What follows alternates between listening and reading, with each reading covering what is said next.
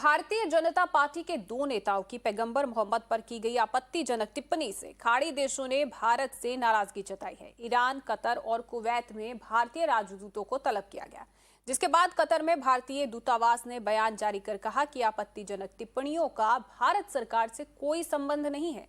हालांकि कांग्रेस ने बीजेपी पर हमलावर होते हुए बीजेपी के बयानों को पल्ला झाड़ने वाला बताया और ढोंगी कहा।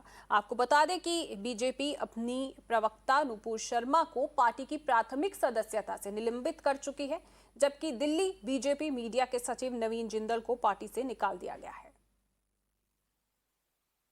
वाकई में जो हम करते हैं, हम सभी धर्मों का सम्मान करते हैं, लेकिन सवाल उन मानसिकता वालों से था मेरा, जो कि लगातार भगवान श्री राम, माँ सीता, माँ जानकी, प्रभु ब्रह्मा जी के बारे में, हनुमान जी के बारे में, माँ सरस्वती के बारे में, माँ गायत्री के बारे में अनाप शनाप अनर्गल बातें लिख रहे हैं। मैंने उनसे ऐसी मानसिकता से जो अभद्र टिप्पणियां कर रहे हैं, नफरत फैला रहे हैं, उनसे मैंने एक सवाल पूछा था।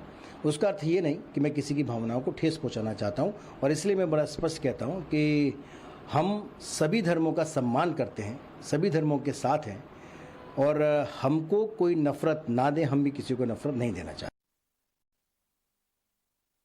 इस बार खाड़ी देशों में, गल्फ कंट्रीज़ के अंदर इनके इस बयान की बहुत ज़्यादा निंदा हुई, और इतनी निंदा हुई कि भारतीय जनता पार्टी की भी निंदा हुई, और वहाँ पर कई देशों के अंदर ये कहा गया कि हम भारतीय प्रोडक्ट्स का बायकॉट कर देंगे। मेरा डर ये है कि कुछ दिनों बाद इनको दोबारा से प्रवक्ता बनाकर भारतीय जनता पार्टी सम्मानित करेगी।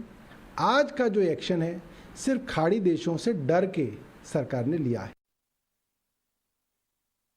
नुपुर शर्मा और जिस जिंदल को, नवीन जिंदल जो उसका मीडिया हेड दिल्ली का, उसको आज भाजपा सस्पेंड करती है। वाकया कब का है? लास्ट वीक का। अगर मोदी जी को और भाजपा को करना था तुरंत कर देते। देशवासी मांग कर रहे थे सभी मजहब के कि ये गलत है। मुझे दुख तो इस बात का है कि देशवासियों की मांग पे नहीं हुआ, पर सऊदी अरेबिया में ट्विटर पे ट्रेंड होने लगा boycott Indian goods, boycott Indians, और यहाँ तक वहाँ कहा कि इंडिया को कच्चा क्रूड देना बंद करो, और वो धमकियाँ वहाँ से देते हैं, तब मोदी जी झुक जाते हैं। तो ये पहले ही कर देते, मेरा देश बदनाम न होता।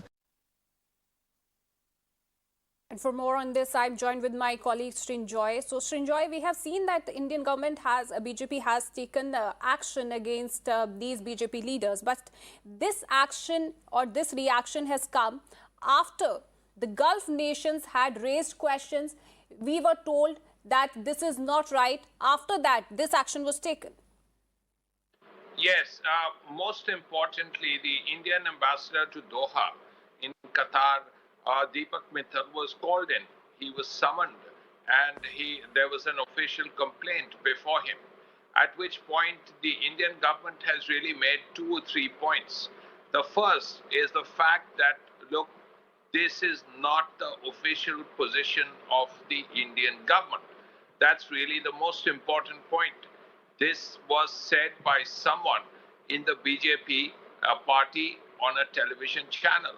And secondly, action has been taken against the person concerned. So sufficient action has been taken is what the government of Qatar has been told, and also other governments who have asked this question. And also what we are hearing is this is clearly not the official position of India. India is a very tolerant society. We have freedom of religion. We have a right to equality and so on. Thank you so much Srinjoy for this information. तो आपको बता दें कि नुपुर शर्मा जो है अभी उनको निलंबित कर दिया गया है इस मामले में। पैगंबर मोहम्मद पर टिप्पणी का ये मामला है। अपडेट आपको इस खबर पर लगातार देते हैं।